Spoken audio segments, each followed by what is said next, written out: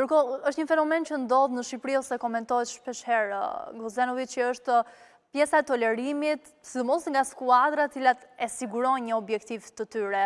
A mund të ketë shans ose si Elbasani do e shmangi këtë lloj fenomeni, le të themi, ose të mos gjykohet për këtë gjë, të paktën me këto tre ekipe që siç e thash, në letër duken më të lehta? Unë nuk e di kush ta si kështu, por unë nuk besoj edhe asnjëherë deri tani nuk doli asnjë tolerim, çfarë e di unë. Sepse çdo skuadra, edhe skuadra sipër, edhe skuadra poshtë, ka një objektiv edhe luftoj për diçka. Për shembull, skuadra sipër si Vllaznia për momenti, Vllaznia, Elbasani, Ignatia, Partizani apo Dinamo, do luftoj për Final Four edhe neve kemi nevojë për pikat.